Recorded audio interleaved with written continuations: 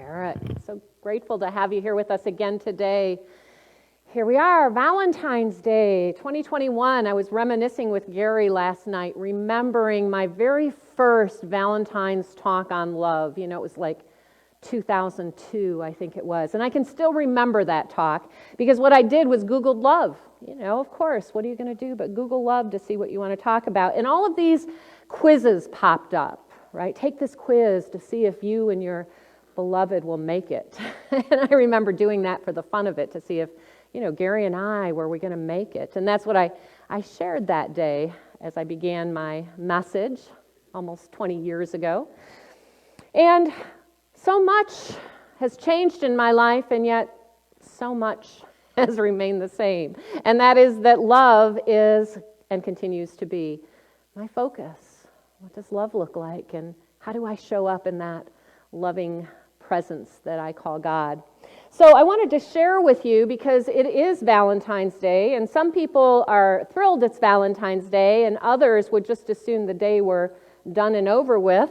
And part of that is because of the perception that we have of what love is. I mean, Valentine's Day is often celebrated as that relationship type of love. And so from Robert Brummett, who is a Unity minister, from his blog, I found this. Here are a few common misconceptions about love. That love is an emotion. That love must come from another person. That we are incomplete until someone loves us. That we must be worthy of love and that love must be earned. That love means getting your needs met. And love means you'll do anything for me. There is a one and only other person that can give me all that I need. Love means being nice. It means never saying no. It means never being angry. Love is about the other person. Love says, I love him or her because he or she is so wonderful, so beautiful. These are some of the misperceptions that we hold about love in our society. And on this day, as we talk about the fruits of love, I'm inviting us to a deeper understanding of love, just as I did all of those years ago. Because in Unity, what we talk about is the power of love, not the emotion of love, not the love that comes and goes depending on how I feel at any given moment, but a love that is always there and always present at the heart of our being, at that Christ center within.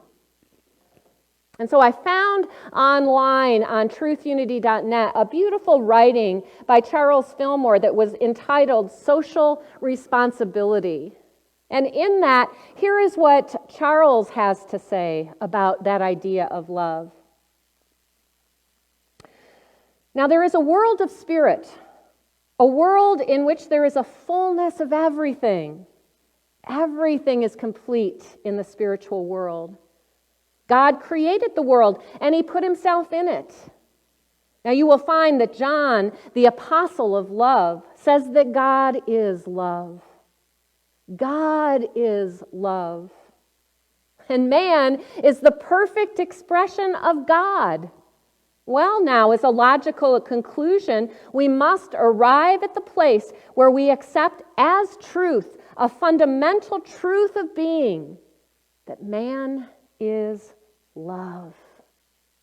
And here are the 12 manners of fruit that I discerned in studying Paul's exposition. And of course, he's talking about that verse of love that we often hear from 1 Corinthians chapter 13, that we hear many times in weddings, right? That exposition of Paul. And here are the 12 manners of fruit. First, patience, then kindness, generosity, humility, courtesy, unselfishness, good temper, purity, joyousness, unresentfulness, trustfulness, endurance. 12 manner of fruit. As I've been thinking about love this week, you know, it's very obvious to me that love isn't something that we can box up and give away. It isn't something we can capture or contain. It isn't something that we can scientifically prove it exists. But we all know that love is. And we experience that power and presence of love through our interactions and our relationships with one another. It is my firm belief that Jesus had a ministry that was concerned about relationships. Remember, he said his greatest commandment, the greatest commandment was to love the Lord your God with all your heart, with all your soul, with all your mind, and with all your might. Relationship.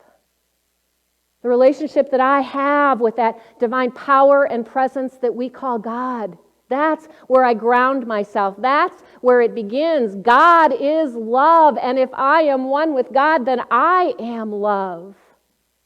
And of course, the second commandment which fulfills all the other commandments, to love your neighbor as yourself.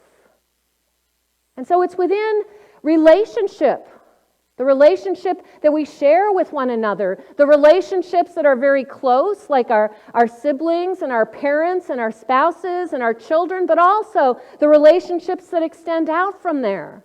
The relationships of our spiritual community, the relationships of that storekeeper when I'm going and checking out at the grocery store, the clerk that's there checking out my groceries, the relationship of that driver passing me on the road. How am I in any given moment engaging in relationship? The relationship of myself to nature, to the earth, to the person on the other side of the world. What is my relationship with them, and how do I show up in love in those relationships? And so in many, many ways, I feel like these last 19 years of standing up and sharing Sunday messages have been the same message over and over and over again. How do I show up in love? What does love look like? And it's a question that I ask a lot. And you may think, well, how will you know? How will you know if the way that I've shown up is one in which love is expressed? But as Charles Fillmore points out, we will know because in the expression of our love one for another, we will experience those 12 fruits that are listed so beautifully in that first book of Corinthians. If I show up as love, I am also showing up with patience. I can remember, when my children were small, in fact, probably growing up all through their teenage years, if anything taught me about patience, it was having children.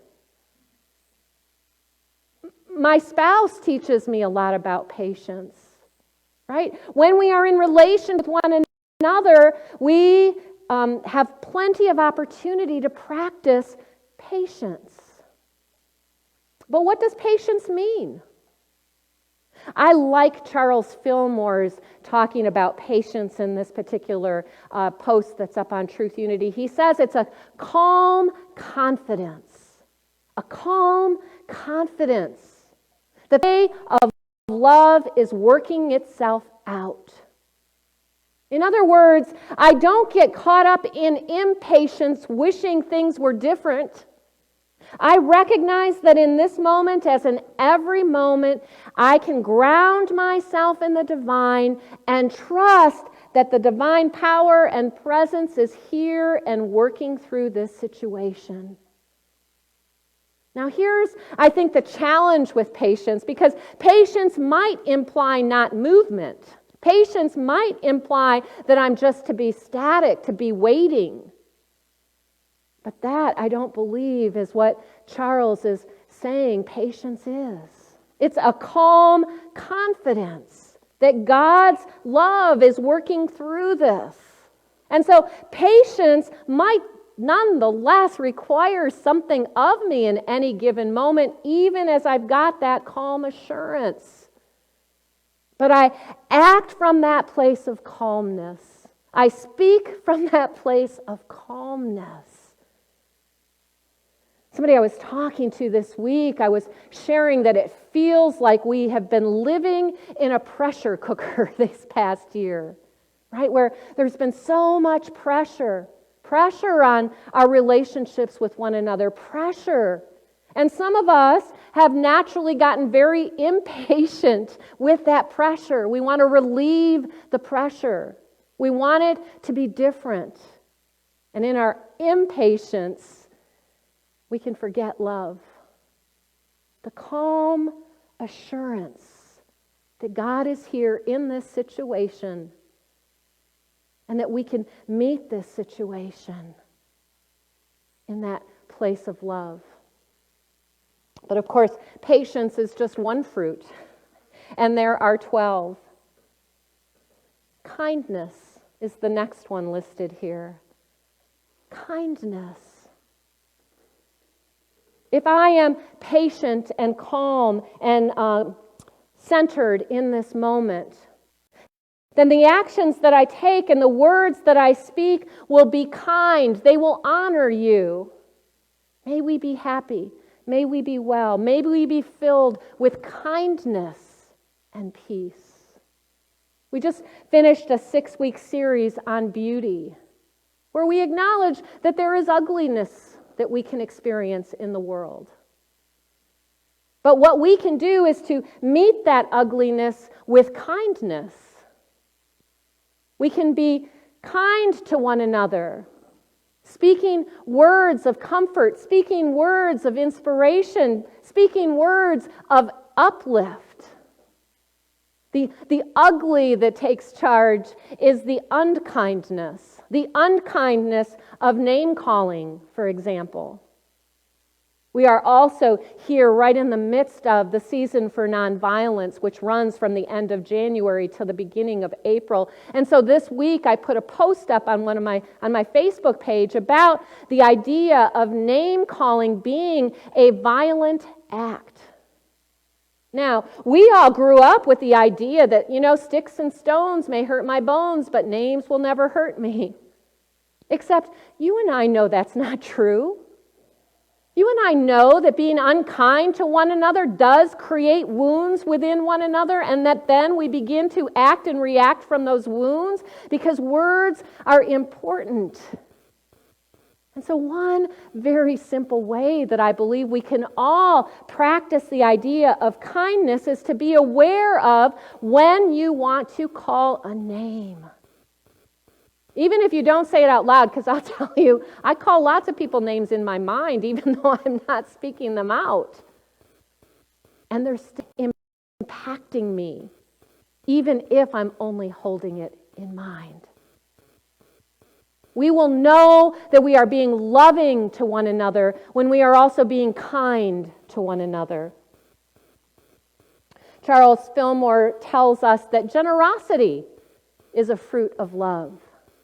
I know that there have been times in my life as I've compared myself to others that jealousy has reared its ugly head. That I think there must not be enough to go around because I haven't got mine and they got theirs, and how can that be?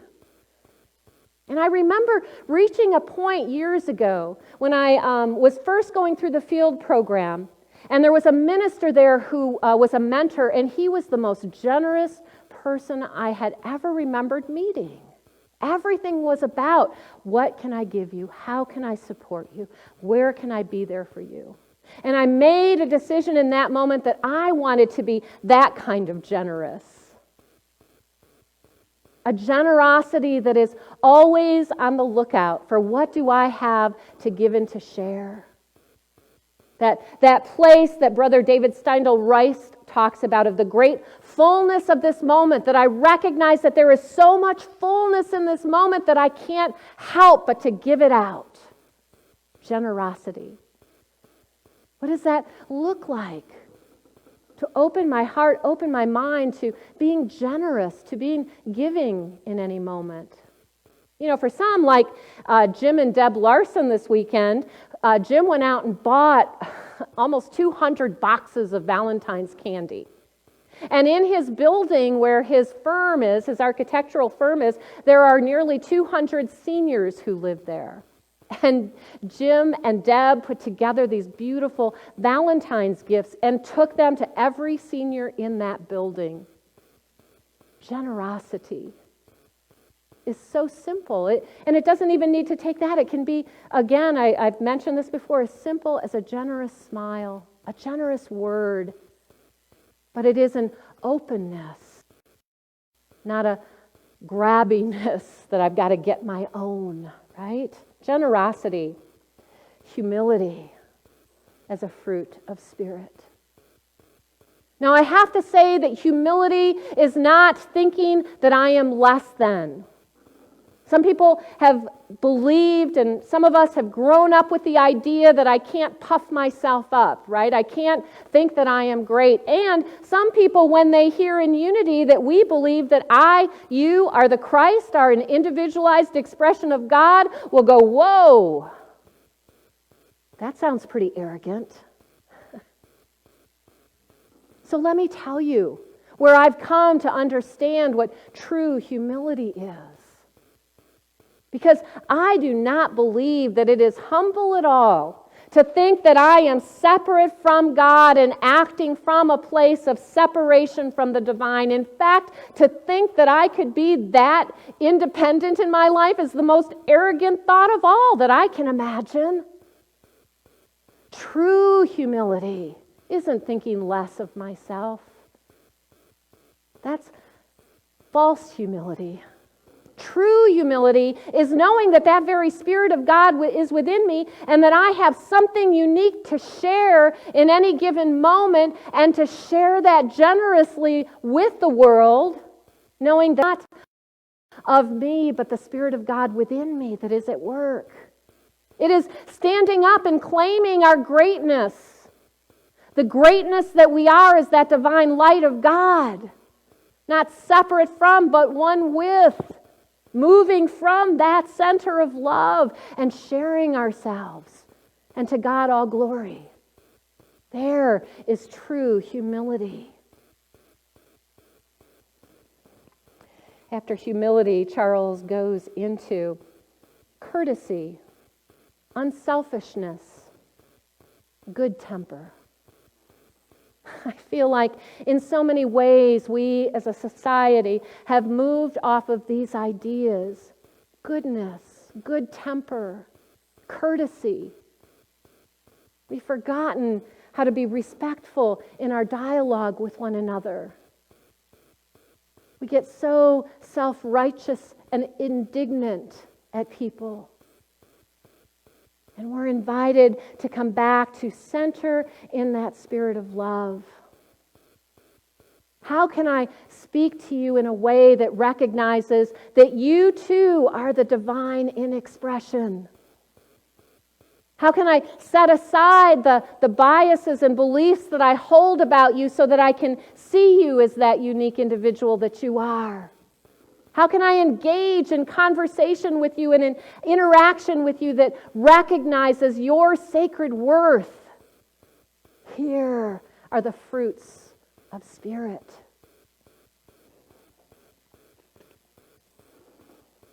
Purity, joyousness, unresentfulness, trustfulness, endurance, opportunity after opportunity after opportunity to practice that. And I find that there is not a lack of opportunity. There is more opportunity than sometimes I'm willing to take on, it feels like. But I've shared with you before, I believe the answer to what is my purpose is as huge as to love.